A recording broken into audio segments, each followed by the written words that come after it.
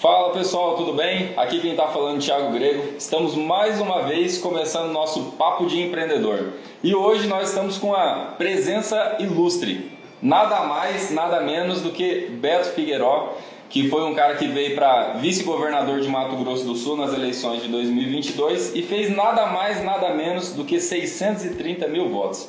Então hoje o Beto vai contar um pouquinho da história de vida dele para vocês, história da família, o que ele está achando, né, da gestão atual, da política atual, do cenário econômico.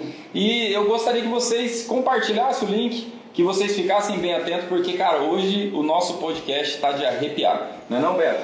Beto, primeiro de tudo, agradecer por você ter aceitado o convite. Você sabe que você é um cara que eu tenho um carinho muito especial, é um cara de coração gigantesco, sempre quando pode estar ajudando as pessoas. Gostaria de ter começado o programa com você, infelizmente não deu, vida corrida e tal. Claro. Mas que bom que você aceitou o convite, está aqui com a gente, sou muito grato por isso. Não poderia ser diferente, Thiago. A recíproca é mais do que verdadeira. A política traz isso para a gente.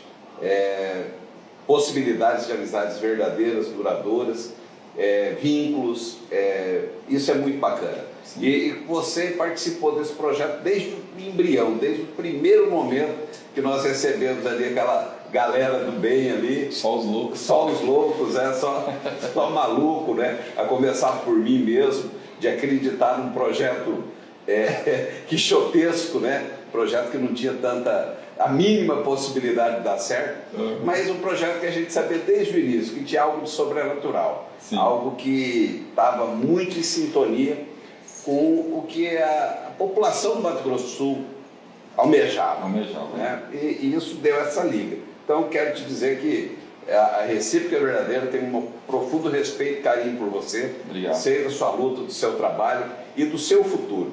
Tenho certeza que você vai fazer uma transformação na nossa sociedade muito em breve aí na política.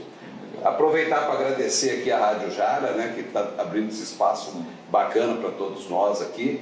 E para você que está nos ouvindo aí, para o Sul Mato Grossense, para o Campo Grandense, dizer que a gente está sempre atento às necessidades, aos clamores sociais da cidade, às necessidades, né? Eu tenho um ponto a mais que nos une aí, Thiago, que é o centro da cidade, né? Sim. O centro da cidade vive dramas sucessivos, né? Lamentavelmente, os prefeitos que passaram por Campo Grande não deram atenção devida aos comerciantes e aos moradores do centro. O centro está vivendo uma tragédia humana que, lamentavelmente, tem passado despercebido.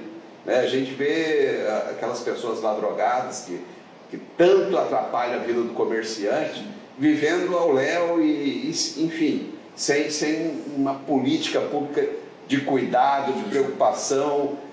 Às vezes a sociedade no todo dá mais importância para o pet do que para o ser humano. Né? Isso a gente vê muito, né? Pois é. Então é um dos dramas dessa região aí que nos é tão cara, né, como o centro da cidade. E você particularmente cresceu no centro da cidade, né? Jogava bola ali, brincava ali no centro. Eu costumo dizer que eu sou campo-grandense da gema, porque impossível ser mais campo-grandense do que eu. Porque eu nasci na 14 de julho, esquina com a Antônio Maria Coelho. Né? A 14 era um grande quintal para todos nós. Sim. A gente teve a felicidade daquele momento que as crianças podiam ser crianças, né? E a gente era de uma molecada genial. Voltava do Dom Bosco, né? Deixava a camiseta, saía com aquele calção sem cueca, sem nada, e sem sandália, sem sapato, e ia para a rua brincar com os amigos. Muita saudade. E a sua família veio junto com quem? Com os libaneses, com os turcos? Porque tem uma história que eu lembro que um dia você contou um pouquinho da história. E eu acho que é bacana o Campo Grandense, o Sul Mato Grossense, entender um pouquinho da essência do Beto, da família. Sim. Como que chegou aqui em Campo Grande? Porque eu acho que eles vieram imigrantes para cá. Sim, na verdade, a minha mãe é descendente de libanês. Né? Meu pai é Figueiró, é português, e as duas famílias, assim, eu tenho muito orgulho das duas famílias terem ajudado a construir nossa sociedade sul-mato-grossense. E no caso da família Boussaf, como vários outros libaneses, eles imigraram para cá. E engraçado que tem uma similaridade geográfica e política que está ocorrendo agora da mesma forma. Sim. Porque a diáspora libanesa, que é o marco da imigração dos libaneses para a América, ela se deu por uma razão, porque o canal de Suez foi aberto e as caravanas que faziam o comércio do Oriente Médio para a Europa perderam a sua função. Então, olha como que a intervenção humana pode ser tão impactante na vida do ser humano, né? Sim. Na vida da sociedade. Então, quando se abre o canal de Suez, lá pelos anos de 1910, né? As populações árabes que viviam desse comércio passam a perder importância, porque eles arrumaram um caminho marítimo muito mais próximo para a Europa. E aí eles buscam horizontes de trabalho. E a maioria desses libaneses entenderam que a América era o novo Eldorado. E meu avô se inclui nessa história. Então, gente que simbrou os mares, né? Que atravessou aí 30 dias dentro de um navio para poder chegar aqui e construir um novo mundo. Sim. Essas populações, a princípio, vieram de navio, né? Atravessaram o Atlântico e entraram pela Argentina e subiram por Corumbá. Então, todos os libaneses mais antigos, eles não vieram de Santos para o interior. Eles vieram do interior para a cidade.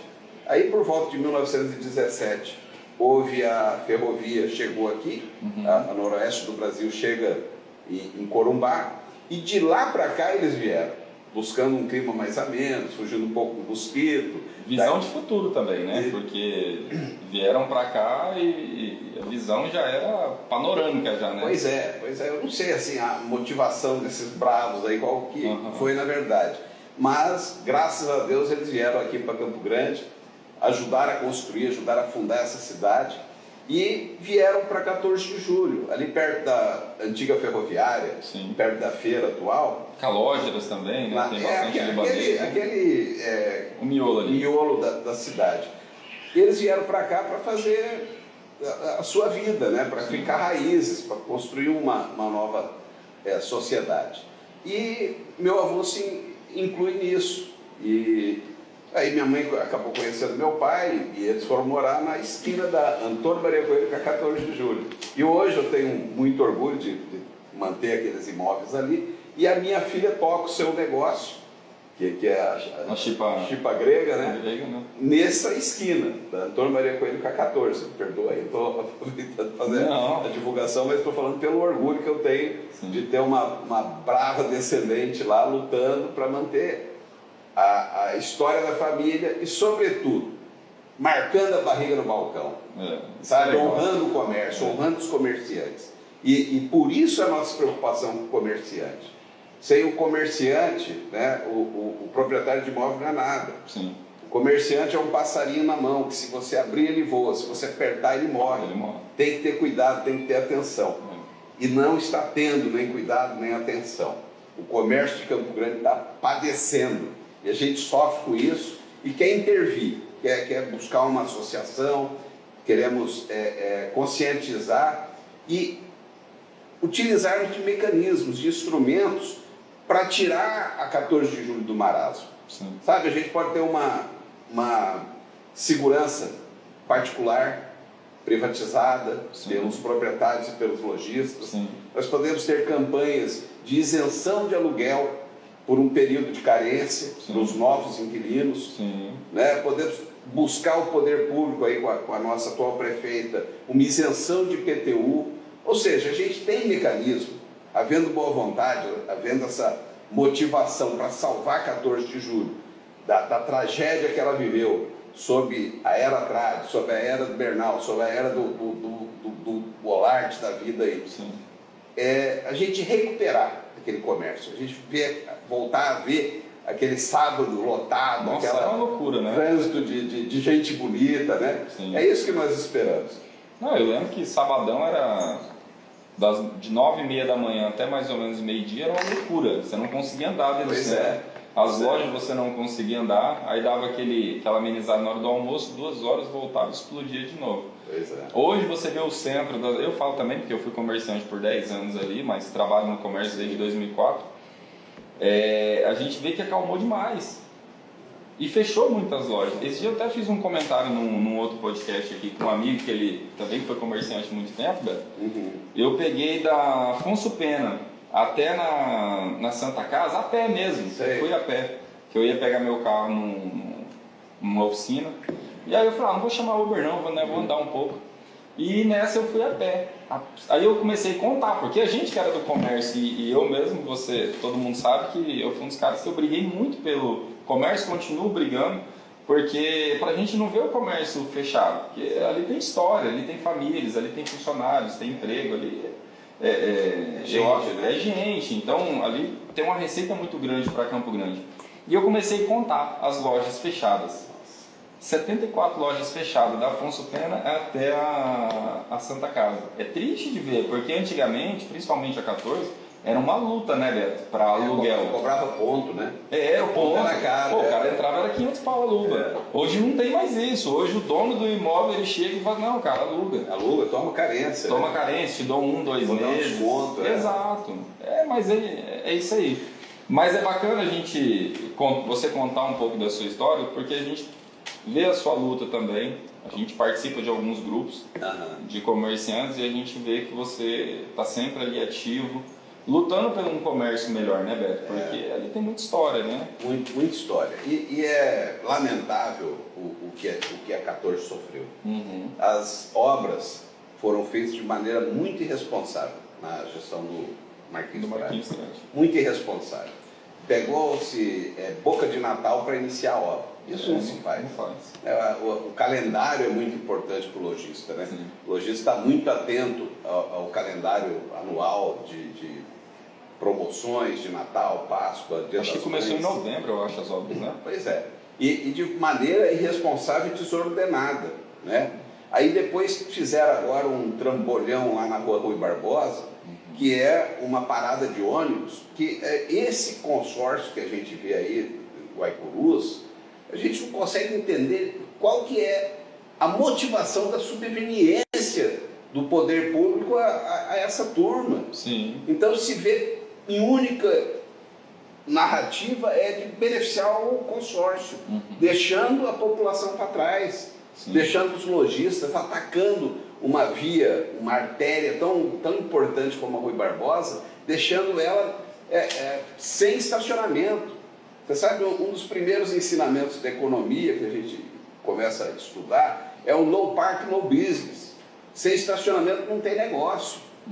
Isso aí, a primeira lição do americano é essa. E ali tiraram o parque, tiraram o estacionamento para acabar com o negócio. Então a gente que tem essa sensibilidade, essa preocupação humana de entender que quando uma porta se fecha, depois de 30, 20, 40 anos, é uma família que deixou de tirar sua subsistência dali. É filhos que não vão poder estudar, é gente que não vai poder se alimentar. E isso a gente viveu ali mesmo na Maria Clínica 14.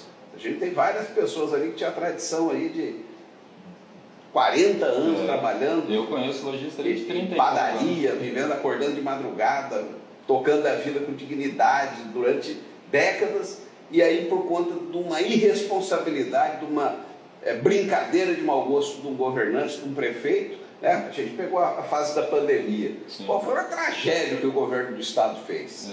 Uma tragédia que o prefeito da ocasião fez. Eu lembro que você ganhou uma notoriedade muito grande, porque enfrentou bravamente o Marquinhos, enfrentou o Azambuja, disse que deu um grito de basta, a balbúrdia que eles fizeram com o comerciante, né?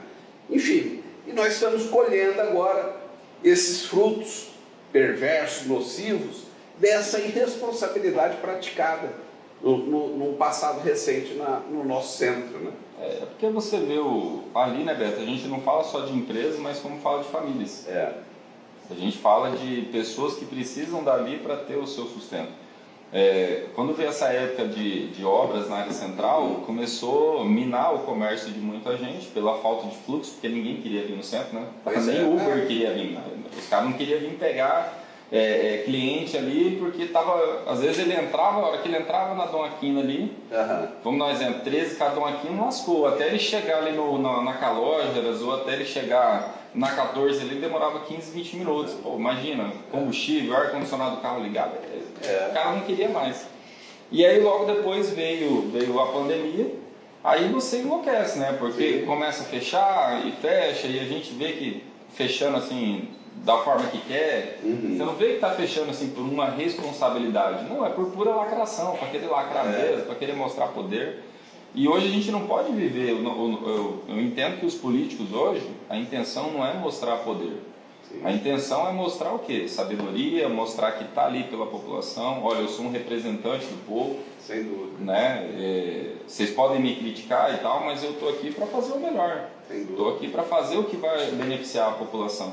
Até vi o Nicolas Ferreira, ele fez uma postagem, ele falou, gente... Ele falou assim, exato, não, a gente vê que é um menino super novo e o cara tem uma visão de política muito grande. A gente costuma falar que vai ser o nosso futuro presidente. Eu acredito também que é um menino que tem muita chance. Mas ele fez um comentário e falou assim, olha, todos que estão aqui nessa casa estão aqui para lutar pela população, está aqui como representante do povo. A gente está vendo crianças sendo esfaqueadas nas escolas, sendo mortas nas escolas, e a gente não está vendo todos os políticos aqui lutando pela segurança. Então a gente vem aqui para lutar pela segurança só porque tem uma ideologia diferente. Existe esquerda, centro e direita, só porque o pessoal da direita está levantando a bandeira, a esquerda e o centro ficam neutro. Mas a gente tem que pensar que é as crianças. Claro. Então eu volto esse pensamento aqui para a área central. A gente não pode pensar, ele não pode pensar só nele, porque o grito de basta que eu dei não foi somente por mim, mas era por todo mundo. A gente já não aguentava mais ficar fechado, né? Pensando funcionário, né? Perdendo o poder de manutenção do comércio. Estou pagando até hoje essa dívida.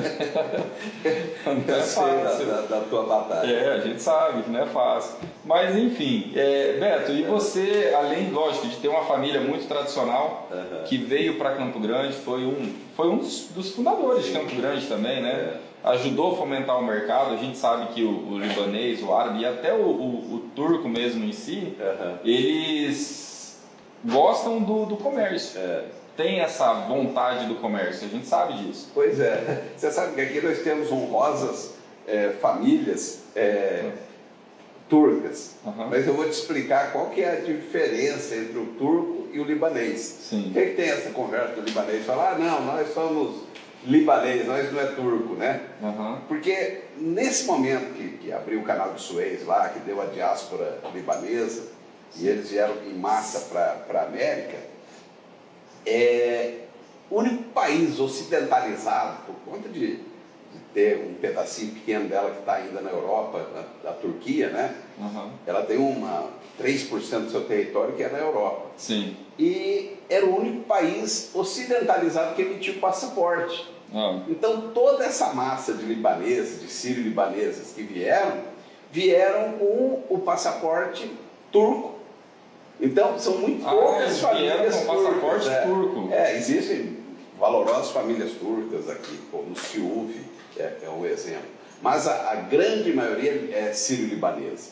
E foram chamados de turcos, se convencionou nos chamarem de turcos, por conta da origem do passaporte. Então, essa que é O pessoal não gosta muito, não. Não, bobagem. Chamou o libanês de turco, os turcos também é uma sociedade fantástica, uma sociedade importantíssima dentro de um contexto geopolítico mundial. Muito inteligente, né? Um pessoal muito trabalhador. E bravos, né? Dominaram o mundo por muitos anos. A Europa, a Península Ibérica lá, às vezes você vê uma pessoa com fisionomia libanesa ou árabe, fala, você é libanês, descendente? Não, eu sou português. Porque o turco ficou muito tempo dentro da Europa, né? Dominando a Europa, até a tomada de Constantinopla, né? Beto, nosso papo de empreendedor, lógico, a gente fala sobre empreendedorismo, sobre política, sobre economia. E é muito gostoso a gente contar a história de cada pessoa, de onde veio, descendência e tal. Cara, é muito legal, cada um tem uma história bonita. Né? Então, essa é uma história muito bonita que você tem para contar e eu queria que você compartilhasse isso, porque para as pessoas conhecerem um pouco mais do Beto Figueiró. E além de conhecer um pouco mais, muita gente pergunta, fala, o Beto é o quê? Porque pelo nome, o nome Figueiró, que é uma família tradicional, né? Então as pessoas às vezes ficam meio curiosas, pô, o cara vive só de aluguel de imóveis? Ele vive do quê? Pois é, eu tenho muito orgulho da minha atividade. Num dado momento, o advogado tem que se preocupar com a aposentadoria. Sim. Porque, diferentemente das profissões de Estado, juiz, promotores, né, eles merecidamente têm um sistema de amparo na aposentadoria. Certo. O advogado não tem. E eu comecei a advogar, fui trabalhar com meu tio Asaf Dib, né, que era um homem que tinha muitos imóveis aqui. Família muito tradicional. Tradicional, um brilhante advogado, né? Falava vários idiomas, dono de uma cultura, de uma coisa. Eu tive um privilégio muito grande de dividir a sala com ele por muitos anos. Aprendi muito. Ah, trabalhava junto na mesma sala. Né? Que legal. Então eu tive bebi de uma fonte muito rica de conhecimento. Sim. Né? E ele sucedeu o meu avô nessa gestão imobiliária.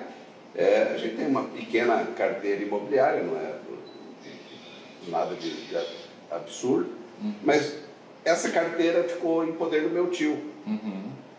Aí eu desde cedo peguei gosto pela locação. E a locação de imóvel é uma atividade que ela é para a sua sociedade. Eu vou te explicar uma situação. Essa turma que idolatra shopping centers, não tem nada contra pessoalmente, mas eu tenho um raciocínio que entendo como muito lesivo o shopping center na cidade. Parece que tudo que foi feito no centro da cidade foi para lesar o comerciante, lesar o proprietário de imóvel em favor dos shopping centers. Principalmente desses shopping centers de média baixa renda. Eu vou te explicar. Que acaba deixando de fomentar os bairros para puxar para um shopping. Não, e além disso não fomenta a economia. Ele instala um gargalo econômico financeiro na sociedade, que tudo que é produzido dentro de um shopping center, às vezes o lojista se ilude que é um comerciante.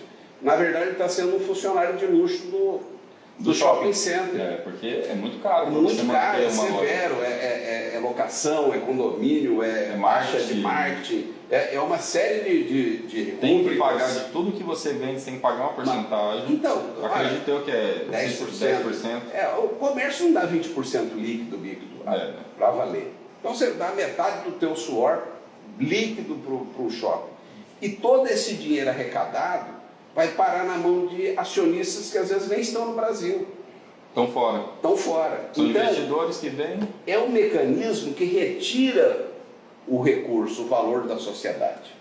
Ao passo que nós que trabalhamos aqui, que dedicamos a vida para a alocação de imóveis, nós, em primeiro lugar, contratamos o seu Manuel, que há muitos anos nos atende, contratamos o Adão, que é o pintor. Então é gente daqui, é gente nossa, que esse dinheiro vai repercutir para os nossos irmãos de Campo Grande, do Estado. Para a nossa sociedade. Para a nossa sociedade, ele não é retirado, ele circula aqui. E quando você prospera, você quer montar um outro salão, você quer construir um outro salão. E vai fazendo essa corrente multiplicadora e generosa para toda a sociedade. Ao passo que a economia centrada no shopping center é um gargalo, é um sugador, é um sumidouro de dinheiro, que é entregue lá para ir irrigar a mão de acionistas que não moram em Campo Grande, não tem nenhum vínculo com a nossa cidade. Então, quando eu falo de trabalhar com locação de imóveis, eu falo com muita alegria e muita tranquilidade, tranquilidade de consciência, porque é uma atividade que gera renda aqui, possibilita muitas famílias de instalarem seus negócios. Então, eu sempre tive essa preocupação de manter essa nossa pequena carteira com o mesmo ensinamento que foi passado do meu avô para o meu tio e do meu tio para mim. Sim. E isso faz com que a gente tenha uma tradição centenária Sim. em locação do imóvel, sabe? E tenha principalmente um carinho, uma preocupação com o nosso maior parceiro, que é o lojista. E você é advogado também, né? Eu sou advogado, né? Eu ganhei minha vida e vivo ainda da minha profissão. Eu fui professor universitário por 12 anos, eu lecionei na Uniderp, na Universidade Federal. Sim. E trabalho com essa empresa, que é uma holding familiar chamada HA Empreendimentos Imobiliários. Legal. Então nós temos projetos aí no ramo da construção civil, focada na locação, e estamos sempre aí com espírito de manutenção. Sim. E reinvestimento local. Eu vou pegar um gancho que você falou de shopping. Eu trabalhei em shopping durante 6 anos. E eu vou passar, você passou a sua visão, eu vou passar a minha de shopping. É tudo isso que você falou e mais um pouco. Por quê? Você falou que às vezes o comerciante não entende que ele está sendo funcionário de luxo. Mas eu tenho uma visão que eu acho que o comerciante ele até entende que ele está sendo um funcionário de luxo. A primeiro momento, ele quis instalar a empresa dele ali por achar que poderia ser rentável, Claro. e tal. Ninguém entra para perder, Ninguém né? entra para perder. Só que com o passar do tempo ele vai entendendo que não consegue ter esse lucro realmente exorbitante que ele poderia ter no área central. Hoje você pega uma loja aí, por exemplo, se o cara paga 20 mil de aluguel numa loja âncora no centro, se ele for para um shopping ele vai pagar 40 mil. Sim. Isso é fato.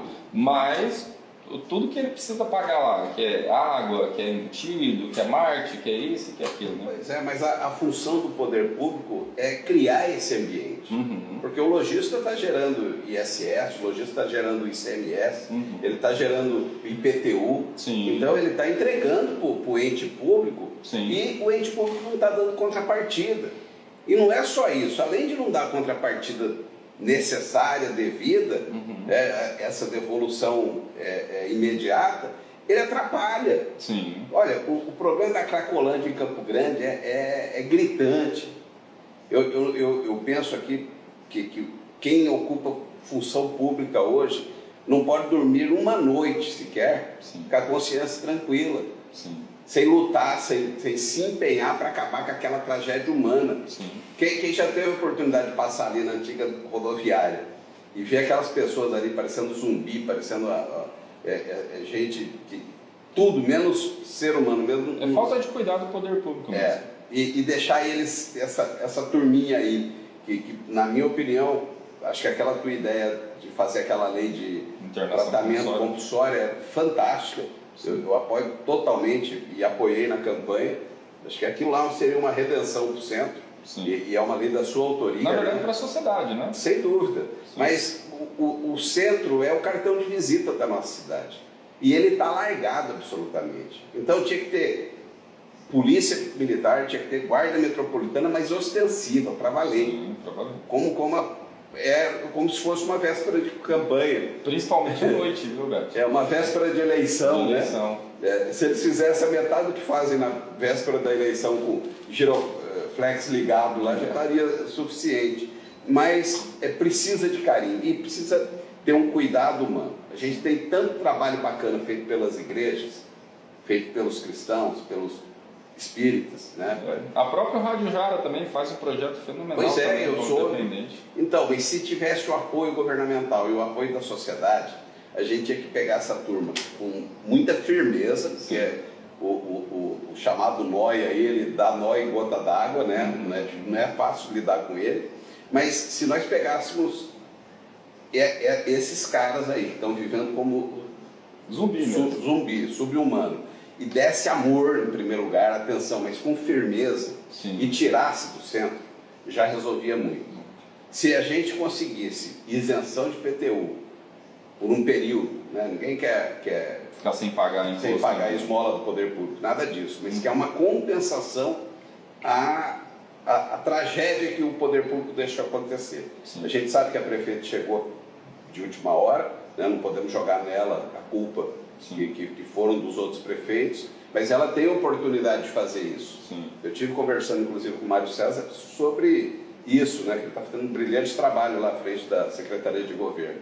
E isso seria muito interessante, sabe? Esse empenho do poder público.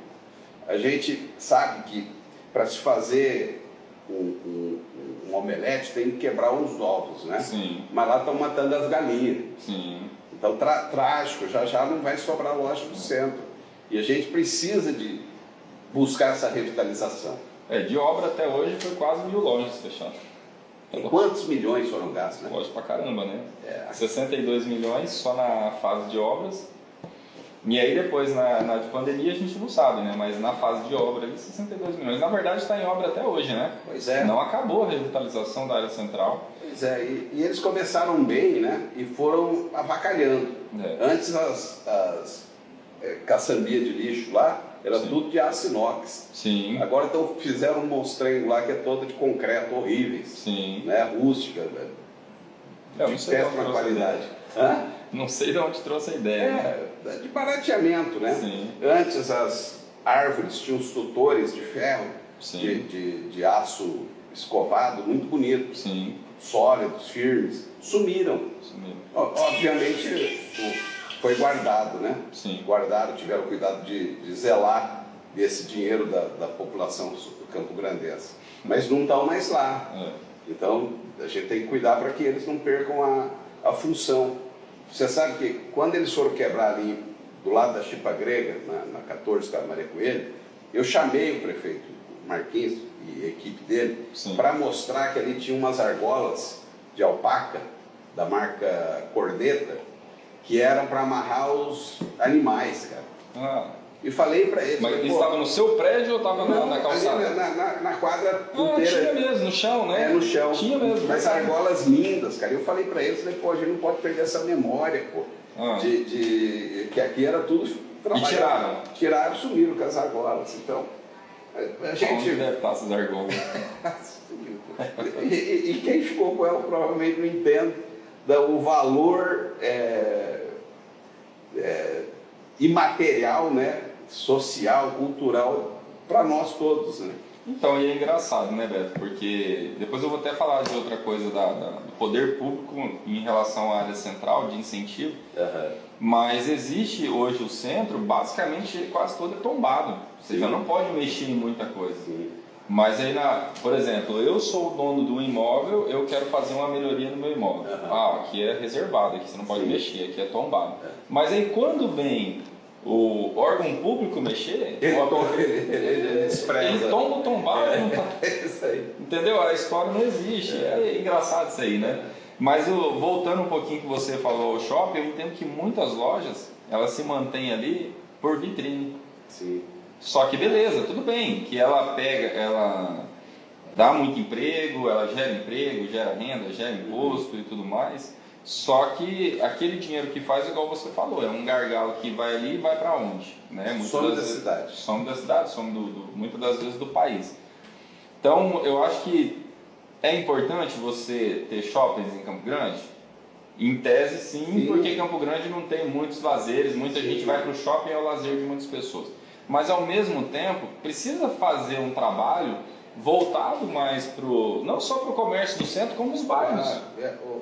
Tiago, eu sou liberal, eu não estou pregando a proibição de shopping. Lógico. Mas o que eu luto é para que não tenha uma concorrência desleal e desigual. E beneficie só os shoppings, né? Exatamente. Então, toda a ação do poder público até então em Campo Grande tem sido para arrasar um comércio de centro e prestigiar o comércio de shopping. Porque a população ela pensa o seguinte no seu momento de compra, no seu momento de lazer. Eu vou para um lugar onde eu tenho, em primeiro lugar, estacionamento, segurança, ar-condicionado, ou eu vou para um lugar onde tem usuário de droga, o zumbi lá me apavorando, usando droga lá, aos olhos vistos, a céu aberto, eu não tenho segurança, eu não tenho onde parar o carro, eu não tenho uma climatização eficiente. Óbvio, isso aí o mercado é soberano. As pessoas migram para o que é conveniente. Só que se deixasse uma batalha em igualdade, ok, o comerciante do centro é competente para lutar contra o shopping. Ele tem condição de dar um preço melhor, ele dá um atendimento mais humanizado, ele tem seus instrumentos de luta. Agora, o que está acontecendo não é que o poder público está massacrando o comerciante. Não, isso é verdade. Eu E desculpa o arroba aqui, que eu falo com emoção, porque eu vivo isso, sabe? Sim. Não dá para dormir vendo aquela turminha passando lá toda hora. Primeiro que a gente nem dorme, né? Beto, quantas noites eu acordava 2, 3 da manhã, pânico, né? Me dava um start e falava, cara, tem alguém entrando no meu negócio. Eu pegava o carro, a moto, eu vinha igual doido. Aí eu chegava ali, não tinha nada, tudo tranquilo. Mas isso era direto, tá? O telefone tocou de madrugada, lascou. Lascou, tem alguém entrando no meu imóvel. Muitas das vezes não era, mas às vezes tinha gente, isso aconteceu comigo várias vezes, viu, Beto? O pessoal me ligava e falava, Thiago, tem gente tentando forçar a sua porta. A barbearia que eu tinha lá era vidro, e aí eu coloquei, olha só, era vidro, tinha 3 trancas, ainda coloquei grade na frente, com cadeado e corrente ainda, para você não correr o risco do cara arrombar. Mas, cara, eu não sei de onde que esses caras tiram força, do que esses caras fazem, que os caras começam a mexer quando vê, eles entram. E aí o pessoal me ligava, chegava lá, você tinha que colocar dependente químico para correr. Isso é triste, não é legal. Né? Então falta um pouco realmente, mas eu acho que isso aí não é só em Campo Grande, né? Eu acho que isso aí em muitas capitais sofrem disso também, né? Da falta de investimento no comerciante. E aí se você pega ali o comércio geral do centro, cara, pega aquele quadrilátero inteiro, faz uma somativa ali de quantos funcionários tem ali dentro. Pois é, mas muita gente, o shopping não tem nem 10% de tanto funcionário que tem na área central. Mas o motivo da nossa angústia é que nunca se gastou tanto recurso, tantos dólares, tantos milhões de dólares naquele quadrilátero. O que se encharcou de recurso ali foi dinheiro do BID, né? Do BID. Do BID. Há fortunas por quadra ali, me parece que foram 6 milhões de dólares em cada quadra. Muita coisa. É dinheiro demais. E para quê? Para atrapalhar o comerciante, né? Então a gente vai vencer. Eu tenho certeza que o comércio vai se organizar. Eu acho que vai ter uma associação genuinamente representante dos comerciantes, que não seja pelego do poder público. Sim. Sabe, gente que quer... É o que falta, né? É isso aí. Hoje a gente tem algumas associações, mas você vê que está aglutinado. Então... O caminho é a associação. E a sensibilização também do proprietário rural, do proprietário dos salões. O proprietário do salão, eu falo isso com propriedade, porque me incluo nessa turma, ele tem que cortar na carne, ele tem que dar desconto, ele tem que dar carência. Tem que ajudar também, né? E se ajudar, porque se ele ficar inerte assistindo a tragédia do comerciante, ele... Amanhã não tem para quem alugar. Não tem para quem alugar, vai pagar também, que vai entrar no subpreço do aluguel. Exatamente. Então é o momento da gente, como sociedade, nos unirmos, nos aglutinarmos e buscarmos essa saída aí para voltarmos a ver aquele centro lindo que a gente era acostumado. E você falou um assunto interessante. A Adriano Lopes, infelizmente, ele entrou e pegou Campo Grande muito mal administrado, em vários sentidos. Né? Eu não vou culpar falar que o antigo prefeito Marquinhos também foi só culpado disso, mas teve muitos dos seus assessores ali, dos seus secretários, que deixou a desejar muita coisa. A gente sabe que hoje um prefeito, um governador, um presidente, nem sempre ele consegue articular com todo mundo, né? Muitas das vezes o cara está deixando a desejar ali e o cara, às vezes, não consegue atingir o ponto. Mas, assim, as reclamações vêm, então o cara tem que ir se organizando. Se você pega o governo Bolsonaro, por exemplo, quantas trocas ele fez em 4 anos? Mas várias, não foi nenhuma nem duas, foi várias. Sim. Porque ele viu que ele estava recebendo reclamação de certos secretários ali, de certos... Não é secretário que fala, ministros, né? Ministros, e falou, não, peraí, tem que trocar, não está trabalhando da forma que a população necessita. Sim. Campo Grande, eu acho que faltou muito disso, ainda falta.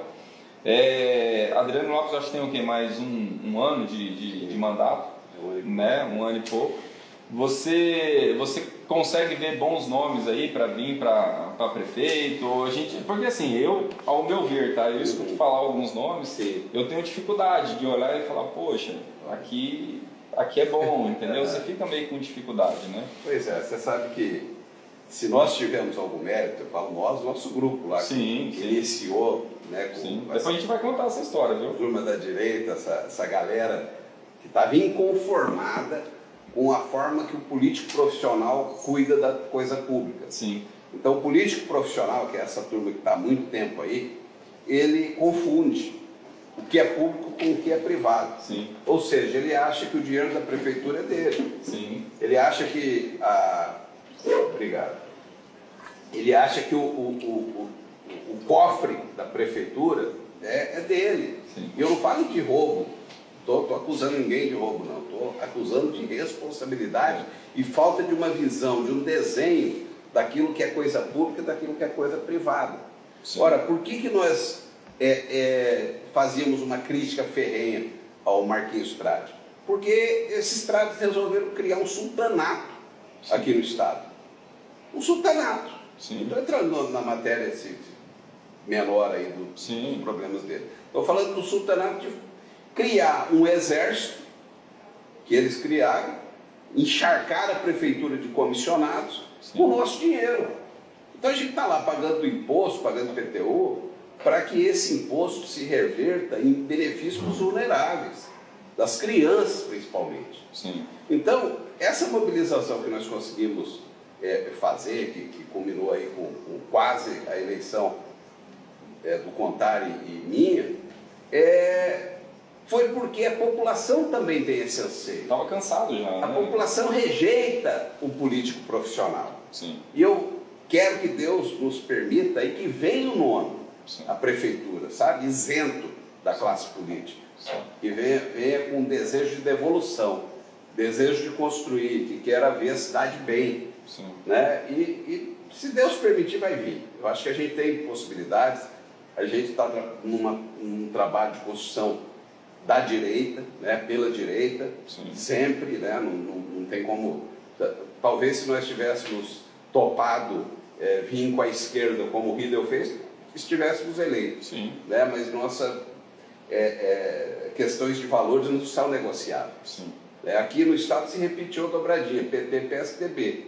Sim. Podia ter sido PT, PRTB, Sim. mas nós não quisemos isso. Com todo respeito Queríamos os votos aos da esquerda parlamentares, toda, claro, né? claro. A gente só não queria se alinhar Sim. à forma política que a esquerda sempre Questão de trabalhou. valores, né? Questão de valores. Água e vinho não se mistura, né? Sim. Então, no cenário nacional já estava misturado PT e PSDB.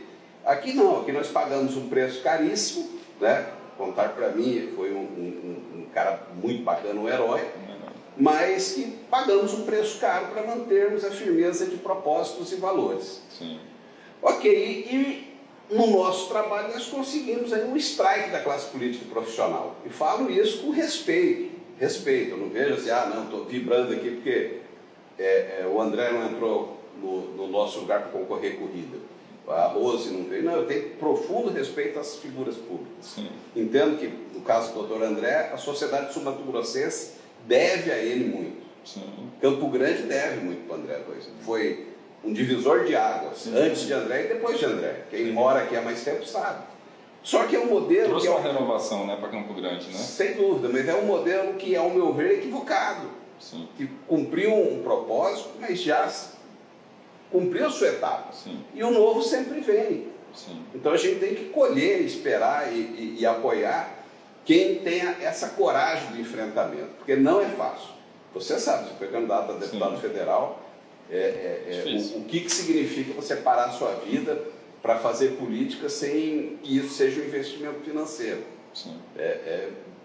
Há que se ter muita coragem. É. A gente tem aí guerreiros como a Raquel Portioli mesmo, que está nos acompanhando aí. Outra brava, que parou a vida dela para tentar lutar contra aquilo que incomoda. E me ajudou muito, né, Raquel, parceira. Obrigado, Raquel.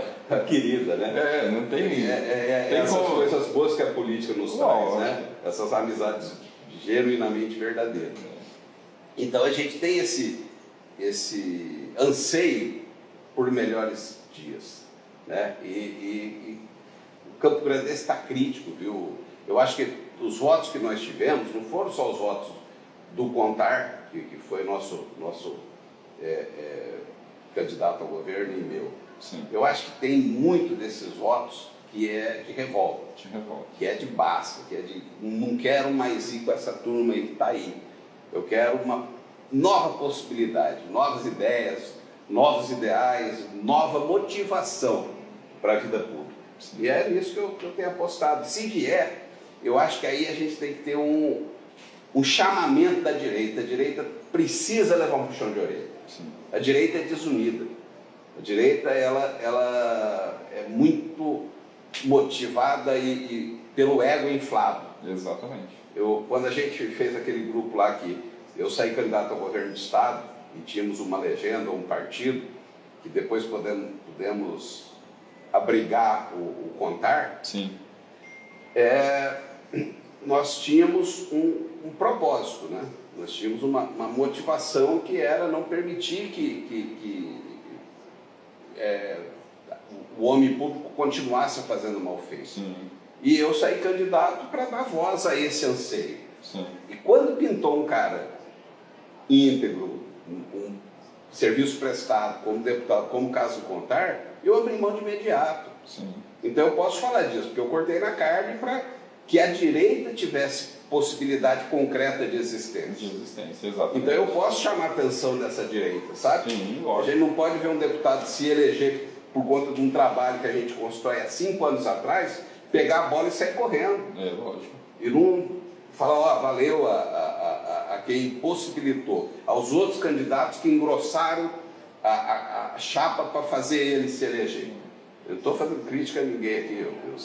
Nós temos um candidato que eu admiro, acho um cara incrível, batalhador, que é o Rafael Tavares. Sim. Eu estou falando isso para não ficar meia conversa no ar. Sim. Eu me refiro a ele. Mas eu chamo a atenção da direita para esse momento de aglutinação, de se despir de ego, se despir de vaidade, se despir de projeto pessoal e apoiar. É de direita, vamos apoiar. Sim. Olha, o Bolsonaro não é o cara ideal, no meu ponto de vista. Sim. Com todo respeito aos bolsonaristas cegos e fanáticos. Sim. Eu não acho, não, é o 100%. Não, não é. Não, não é. Mas é o melhor que nós temos. Foi o melhor presidente que o Brasil Melhor já teve, presidente. né? É o cara de direito, o cara de princípios, o cara que é pela família, pela pátria, pelos valores morais. Você não vê baixaria, você vê dignidade, propósito, boa intenção. Então é com ele, não dá para fazer divergência e querer pegar um outro. Quando você vota no outro que não era o Bolsonaro, você acaba votando no Lula. Sim. Então, a direita aqui de Campo Grande, a direita do Mato Grosso do Sul precisa desse chamamento, dessa atenção, para entender que não é a hora de guerrinha pessoal. Sim. Nós temos bons nomes, temos caras bacanas, temos Polon, temos o outro deputado também, Rafael Tavares. Rafael, mas tem o outro lá, o Catano. Bons nomes, Sim. gente digna, gente batalhadora aí, mas não pode ter divergência. A gente tem que ter uma mesa, ter muito tempo de reflexão e centrar-nos forças sem preocupação com o umbigo. Sim. Num projeto de cidade. Se você for pegar a campanha que a gente fez, né, eu falo a gente se inclui também, pega ali os candidatos, basicamente quase ninguém era conhecido. Quase ninguém era conhecido. Então esse é até um ponto para a direita entender que se tiver união, Sim. cara, consegue fazer coisas gigantes. Porque pegou um grupo ali onde ninguém basicamente era conhecido, né? Começou um trabalho, ali foi muito amor envolvido. Foi amor envolvido, ali não foi política, ali foi amor envolvido, vontade, trabalho. E quando pegou aquele amor envolvido ali, aquela vontade de ver a coisa diferente, fez 630 mil votos, bateu na trave. Né? Não foi porque a gente... Perdemos para nós mesmos. Né? Eu sei disso, a gente sabe. E então, assim, aí o ponto que você falou, que a direita precisa de perder um pouco esse ego, hoje a gente vê, não só a direita em si, mas como muitos políticos. A pessoa, antes de ganhar a campanha, falando político de direita, tá? Isso é no geral, mas falando da direita que precisa engrossar o caldo e conseguir atingir o objetivo. Muitos políticos, o cara é o melhor amigo do mundo, né? Vai na tua casa, toma café, você vai na casa, ou então tá sempre ali em conexão com você, ganhou a campanha esquece.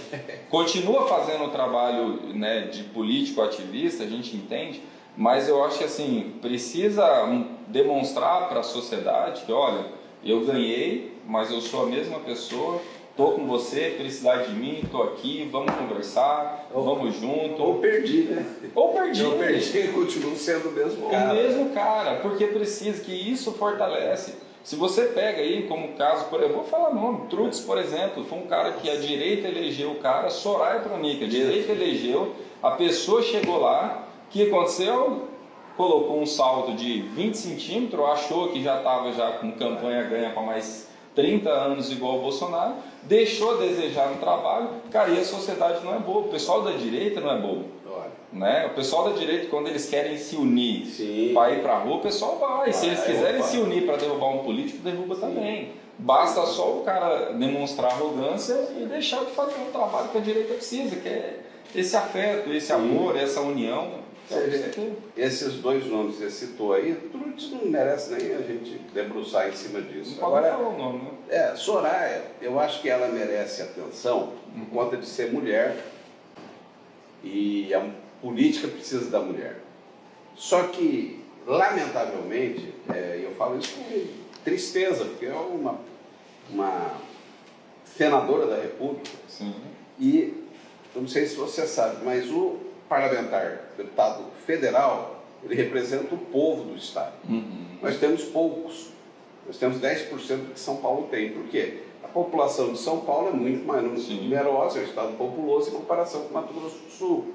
Então há uma discrepância de muitos deputados federais, paulistas e muito poucos sul-mato-grossenses. O Senado não, o Senado é a casa alta, é a casa do equilíbrio. O Senado são 3 para todos os estados. Os parlamentares do Senado, os senadores, eles representam o estado. E essa senadora condenou o Mato Grosso do Sul a só ter 3 cadeiras, a só ter 2 cadeiras. É como se a cadeira dela ficasse vacante. Porque ela está tendo e eu falo isso, pai de menina, incentivador da mulher da política. Então, era para estar representando as mulheres de uma forma fenomenal. Incrível desperdício que essa moça faz.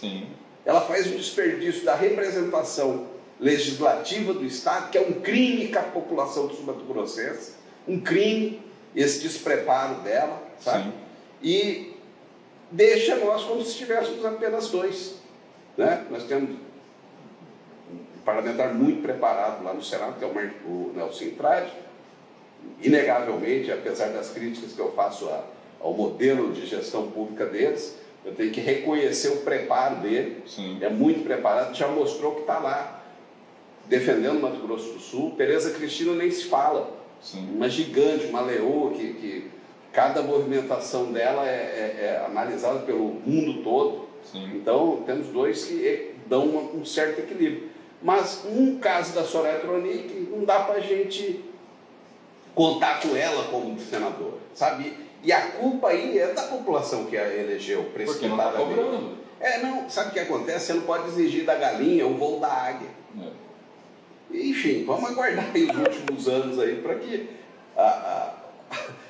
a próxima legislatura nos traga cadeiras melhores, né? Eu acho que ela, assim, para candidato, não vai mais, né? Para ver como senador, eu acho que não vai mais para lugar nenhum. Isso é uma pena, né? Eu falo pena, inclusive, para ela mesmo, né? Que podia usar essa circunstância que Deus possibilitou para ela para ser a grande mãe do Estado, né? Se tivesse, assim, uma coerência de propósito, de conteúdo, de bagagem, seria a grande arejadora da nossa política sul-mato-grossense.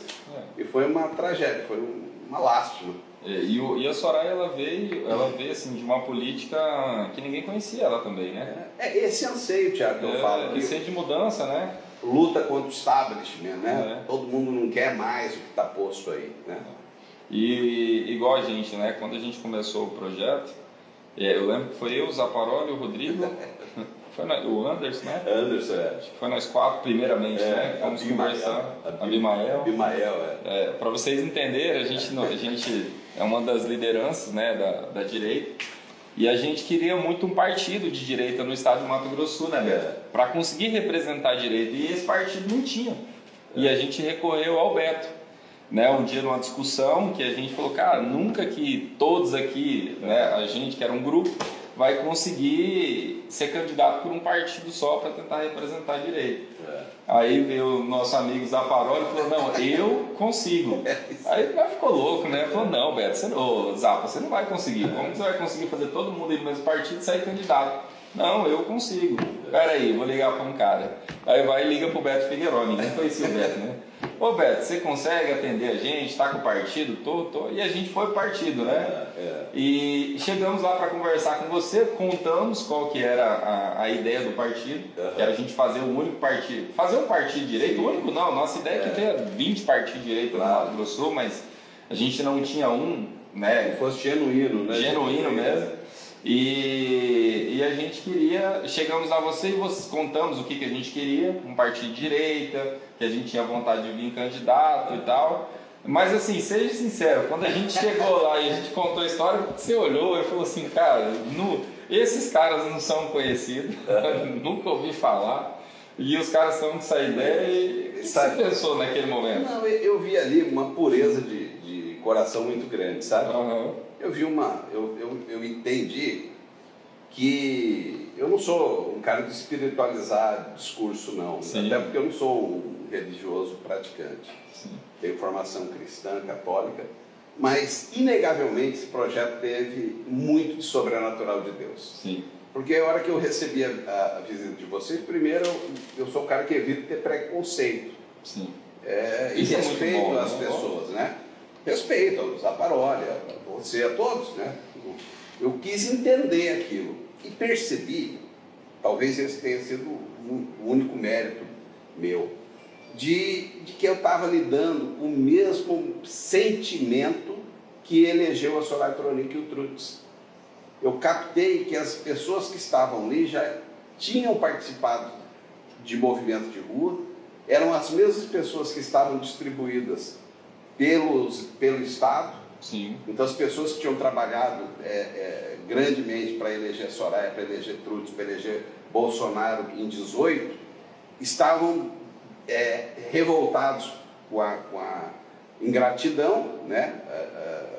A virada de rumo que eles tiveram, mas que queriam continuar atuando no cenário político. Sim. E eu percebi isso, eu falei, pô, vou ver. Fui Ponta Porã, Raquel Portioli, liderança nata lá, uma pessoa respeitadíssima. Tinha a turma dela, levou uma multidão para o hotel, tudo voluntariamente custeado pelas pessoas, é uma coisa também incrível. A direita faz muito, não usa dinheiro, né? Então você ia em Corumbá lá com o Elano, pô, você vai pagar o almoço da churrascaria lá, não, tá pago, pô, um carinho, sabe, não é aquele modelo de sugado político, de querer tomar dinheiro, ao contrário, quer te acolher. E aí eu fui percebendo isso, que no estado todo, aquele pessoal bacana lá do Ricardo, do Bambil, lá de Amambai, sabe? Uhum. Assim, eu vou falar aqui de nomes, eu vou ser muito ingrato com algumas pessoas. Mas todo o estado, onde a gente ia, tinha esse movimento genuíno de querer mudança, de querer a direita, de ir para o Bolsonaro. E aí eu falei, pô, temos uma matéria humana aqui gigante, né? Sim. E aí chegamos à conclusão de que tinha que ter um candidato ao governo. Eu fui para o sacrifício, sem possibilidade nenhuma. Na verdade, você não foi para o sacrifício, a gente colocou você no sacrifício. Colocamos o Beto na perpétua, então você vai. Mas fui porque entendi que era o que precisava. Aí a coisa foi tomando proporção. Paralelamente a isso, o CONTAR não estava tendo respeito devido no PL. Né? Talvez não saísse, não tivesse palanque nem para sair a deputado estadual. Estavam tentando engavetar ele lá, né? A gente sabe que a manobra era para abafar o projeto potencial político dele. E aí veio a conversa comigo com relação a gente fazer uma sinergia aí e juntar esse grupo em torno do nome dele. Analisamos para ver que ele tinha uma postura muito semelhante aos nossos ideais de ser rígido, de não se curvar ao governador, de enfrentar, de Sim. pedir CPI de Energisa, de atuar com isenção. E, pô, foi uma experiência incrível. Incrível. Não, sabe qual que é o resultado de tudo isso para mim, Thiago? A gente apanha muito, né? Você sofre injustiça, você sofre ataques levianos, você sofre uma série de perseguições aí. Mas a gente está aí para isso mesmo. Mas o grande barato de ter feito isso, cara, é que eu vou envelhecer em paz, sabe? Sim. Eu vou envelhecer falando, ó, eu fiz o máximo que eu podia para tentar tirar a cidade, o estado, o país da mão de uma classe política perversa. Sim. Eu fui à luta para isso. Eu larguei minha vida, pus dinheiro, às vezes sem poder, estou pagando a consequência disso. Né? Às vezes você priva a família, a mulher de muitas coisas. Né? Sou casado com uma mulher maravilhosa, tenho uma família muito bacana, mas pagaram o preço junto comigo. Né? Podia ter feito várias viagens aí pelo mundo, né? E não ter colocado em política. E não foi colocado como investimento, foi colocado como empenho para transformar o nosso plano de futuro, universo. Né? É um plano de futuro.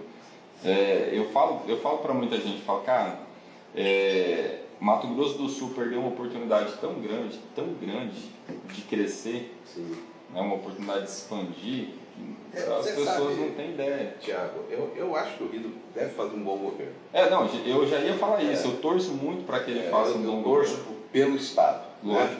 Acho que a forma que eles ascenderam ao poder, eu não aceitaria o poder por esse caminho. Sim. Agora o momento é de torcida para que dê certo. Lógico. Preparo não falta, né? O que eu acho que falta para essa turma que está no poder é o olhar. Sim. É aquilo que você falou, a motivação tem que ser o amor. Eu, quando decidi a ir para a vida pública, foi porque eu fiz uma entrevista de contratação de jovens.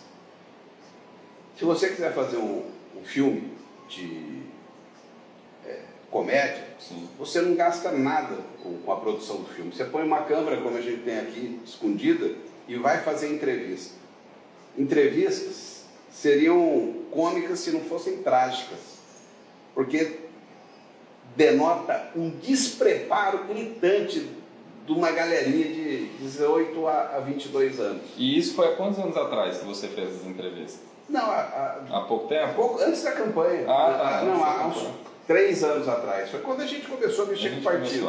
O DC, depois PRTB. Mas foi o que me motivou. Porque eu fiquei tão chocado com as respostas, com o despreparo, com óbvio que existem exceções aí de gente que está dentro de uma família melhor, mais instruída, que dá uma orientação, ou de professoras que conseguem entregar muito para as crianças, mas a grande maioria saem analfabetos funcionais das escolas. É triste, é triste. Você vê que há um hiato da necessidade de mercado hoje. Você pega o coco bambu, vem para cá e vai importar mão de obra porque não consegue contratar aqui. Isso é uma tragédia social. Então, eu acho que esse caráter a nossa turma tinha.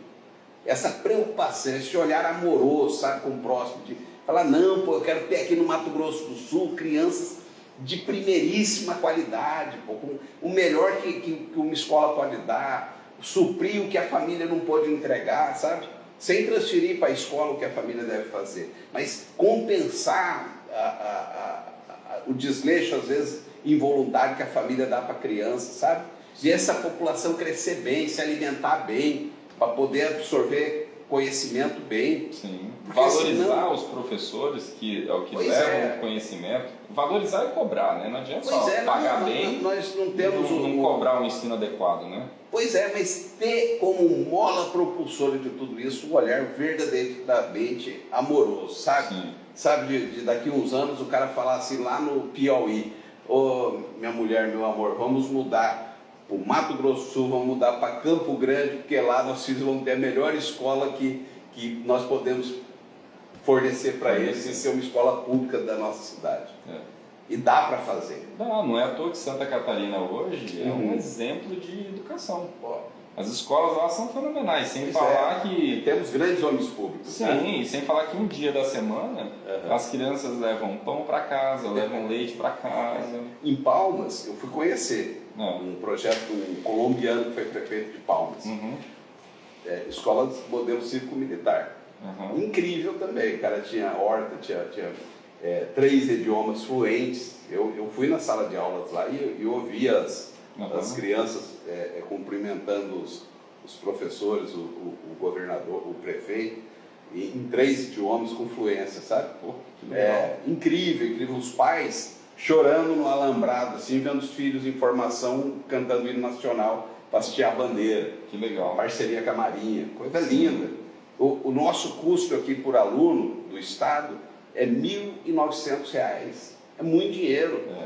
Dá para fazer muita coisa. Dá para fazer muita coisa. R$ 1.900 você paga uma das melhores escolas de Campo Grande, particular. Pois é o caso da minha filha. Eu dou o máximo que eu consigo para ela, mas é em torno disso aí. E ela se alimenta na escola, vai cedo, fica o período integral. Eu queria isso para o resto da população. Então, quando eu digo que não é o burocrata que recita matemática, que fala do histórico do Estado, que o que faz, o que vai fazer, não é isso. Sim. Isso a gente contrata gente da melhor qualidade. O Estado é rico, tem superávit, dá para contratar, dinheiro tem. A competência se contrata. Sim. E a competência é reconhecida de grandes empresas, que tenha portfólio, que tenha serviço prestado, não é sair da faculdade para uma fazenda, sair da faculdade e ajudar o primo, não é isso não. É gente gabaritada, isso se paga. Agora o que não se compra é o olhar, é o amor, sabe? Eu tenho um vídeo que eu falo do amor que tinha na bandeira do Brasil. Sim. O nosso slogan não era ordem e progresso, quando se fundou a República. Era o amor, a ordem e o progresso. E as filhas do Benjamin Constant, que foram bordar a bandeira, acharam que o slogan ficou muito grande. Sim. E resumiram só para ordem e progresso. Era ordem, amor e progresso. Amor, a ordem e o progresso. Ah, tá. E aí retiraram o amor por conta própria. Sim. E talvez isso, sistemicamente falando, tenha sido a motivação da gente ter tanto azar com a vida pública. Sim. Com os homens públicos, né? Talvez o grande barato seja inserir novamente o amor na nossa bandeira. Se não na bandeira, das nossas atitudes. Pelo menos nas nossas atitudes. É isso aí. Eu mesmo particularmente ando por Campo Grande todinho. Conheço cada beco de Campo Grande, todo dia eu estou andando. Né? A minha função requer isso. E todo dia é uma surpresa diferente. E a gente fica, Beto, muito chateado. Porque a gente vê que o poder público não está devolvendo para a sociedade o imposto que a sociedade paga. Porque nós pagamos impostos muito caros, né? E não temos a devolução daquilo de forma com qualidade. Hoje acredito eu que pelo menos aí uns 30% de Campo Grande ainda não tem asfalto, se não mais. Estou chutando o número ao meu ver, mas pode ser que seja até mais. E aí você vai andar nesses bairros que não tem asfalto, dá dó, cara, de andar.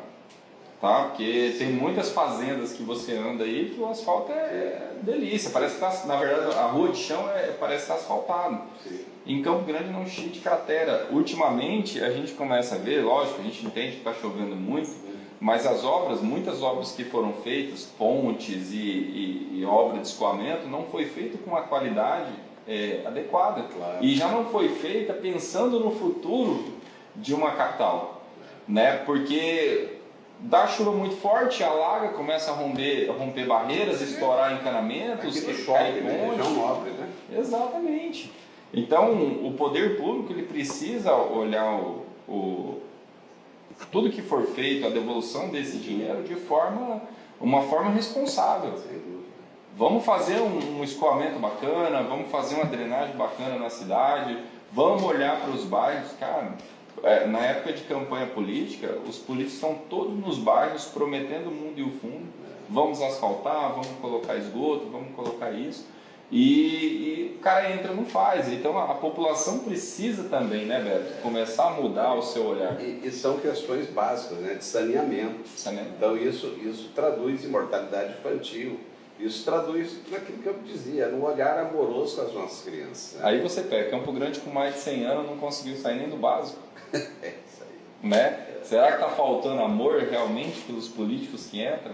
Né? Mas essa explanação toda que você fez, Beto, dá a entender assim, que você seria até um forte candidato até para prefeito. Falar isso pra caramba.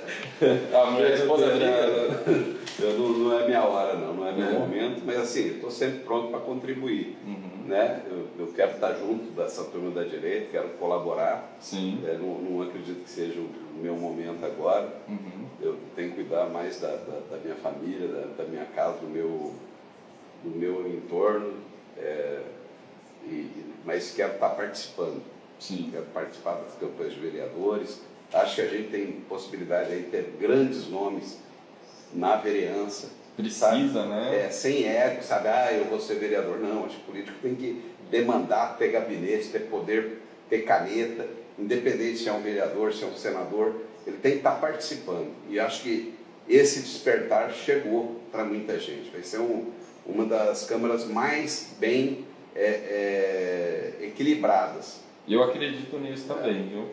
E dependendo de quem vier para a prefeitura e tiver esse olhar mais sereno para a sociedade, junto com... Porque eu tenho certeza que os vereadores que vão vir agora, vão vir muito vereador novos. Sim. E isso vai dar uma cara nova para a Câmara dos Vereadores aqui. Sim. E se for um alinhamento muito bom com a prefeitura, eu tenho certeza que faz Campo Grande crescer muito. Sem dúvida. Né? Isento, né? Que não venha uma Câmara para ganhar a peteca do prefeito, né? Exatamente. É uma Câmara que seja subserviente ao duodécimo, né?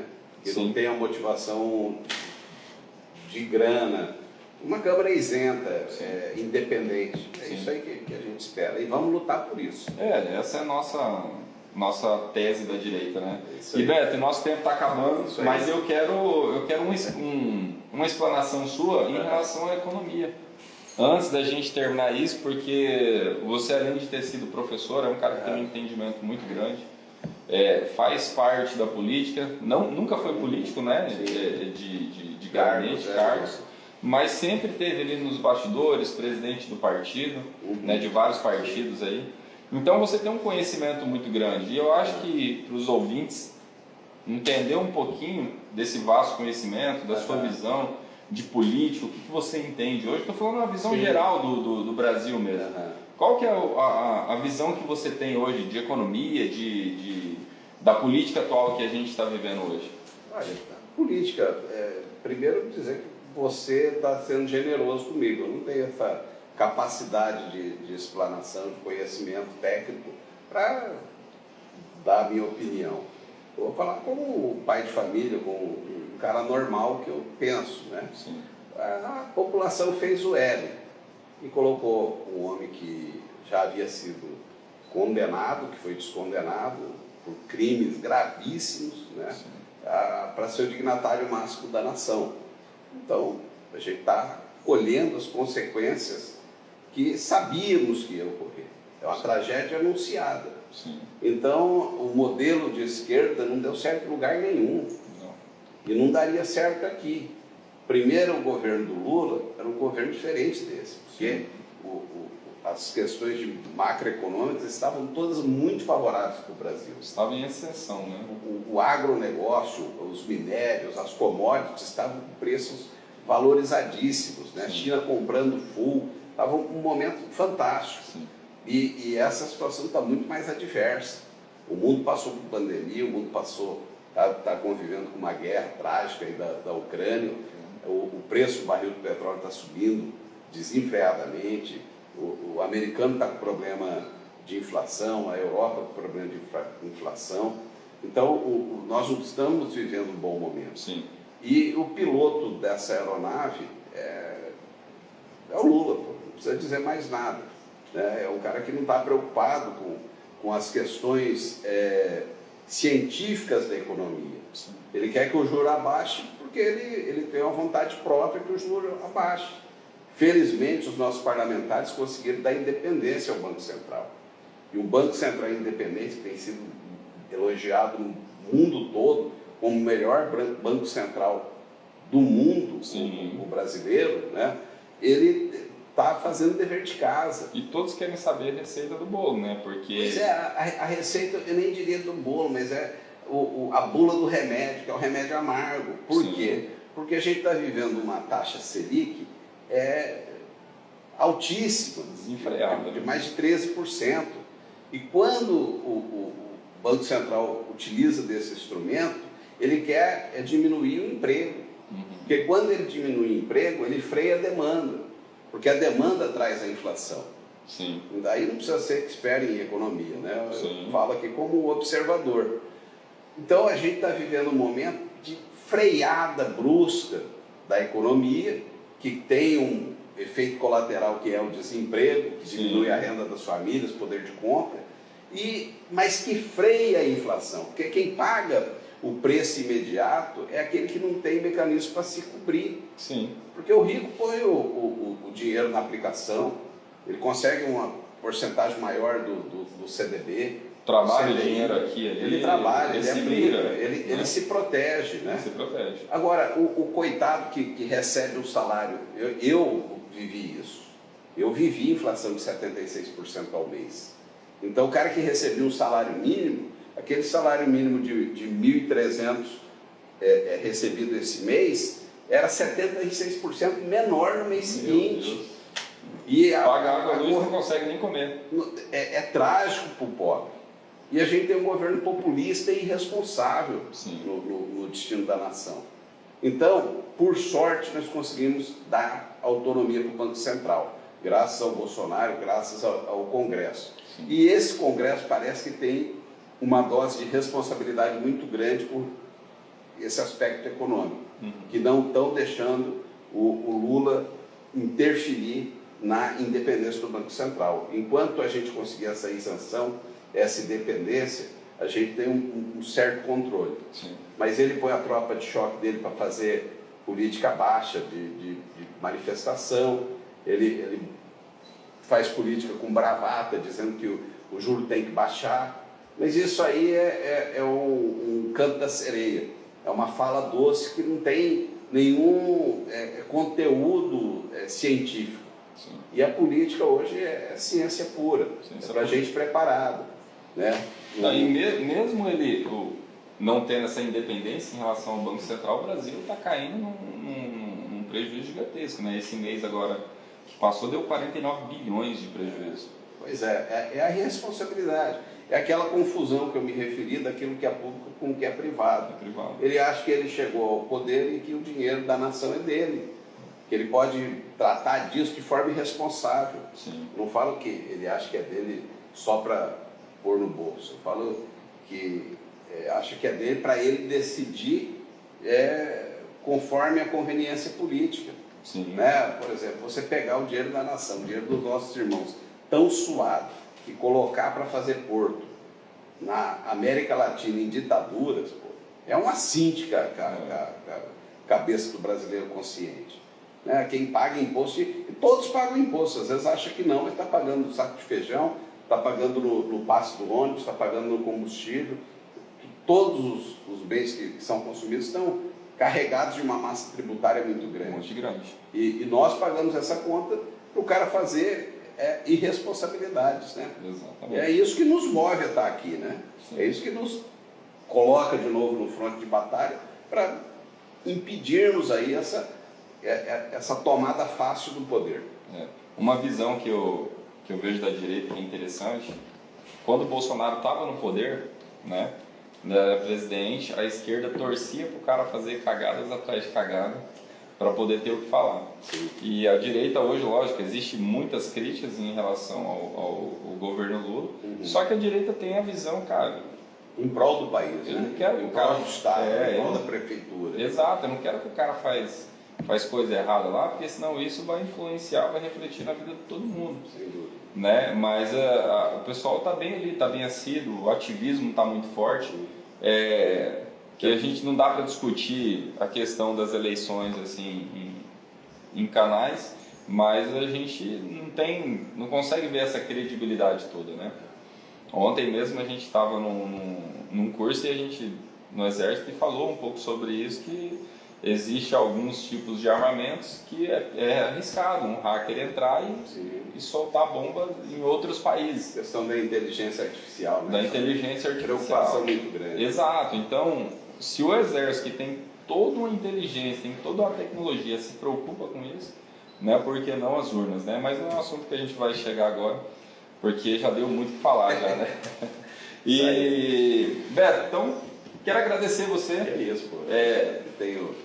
Dizer para você que a Rádio Jara vai estar sempre de portas abertas, sempre que você quiser vir aqui. Vou te fazer convite em outras vezes. Claro, estou sempre pronto, Tiagão. A gente vê que tem eu converso com muita gente da direita, e então assim, muita gente pede o Beto Figueiró, fala, poxa, o Beto Figueiró é um cara que tem que vir para prefeito, né? Muita gente fica naquela, não sabe se o Contar vem também ou não, porque depois da campanha a gente não conseguiu mais ter muito falar assim de quem vem, quem não vem, né? Mas muita gente gosta de você, isso é bacana. Obrigado. Parabéns pelo olhar que você tem pela sociedade, um olhar humano. Sim. A gente vê que você é uma pessoa super simples, eu te acompanho há bastante tempo. Você chega, pega na mão, você abraça, você não tem discriminação, né? Se a pessoa é rica, se é pobre, se ela tem uma deficiência física ou não. E eu acho que políticos têm que ser assim, sabe? Se você não gostar de jeito, você está no lugar errado. Está no lugar errado. Eu entendo que político tem que ser assim, tem que ter amor pelas pessoas, não pode ter discriminação, e tem que chegar e abraçar mesmo, e beijar mesmo, e tem que estar junto com o povo, porque, cara, hoje eu acho que 70% do Brasil hoje é classe média baixa, precisa de atenção de político. Então você ter político que só olha para a burguesia não vai resolver nada, vai resolver o lado dele, a vida dele, talvez a vida dos amigos burgueses, mas a vida que a sociedade precisa mesmo. E as crianças, né, Tiago? A motivação do nosso trabalho todo é cuidar das nossas crianças, né? Exatamente. Tem um adágio na África que diz que é preciso de toda uma aldeia para cuidar de uma criança. E a gente tem que ter esse despertar. Exatamente. É responsabilidade de cada um de nós. Isso aí, muito bom. E falando em oportunidades, nós temos um patrocinador oficial da Rádio Jara, que é o Show de Prêmios.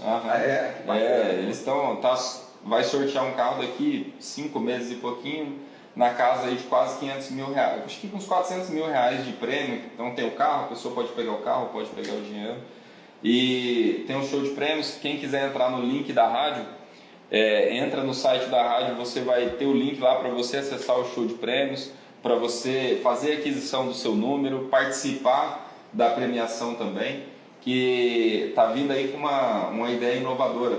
O show de prêmios, Beto, faz um trabalho muito legal e está com a ideia de fazer um trabalho muito diferenciado aí com a sociedade, em ajudar muitas entidades aí carentes que precisam também de ajuda, né? Hoje as entidades carentes, elas não vivem só do governo, do dinheiro do governo, mas sim como de empresas privadas também, e o show de prêmio está encabeçado nisso também.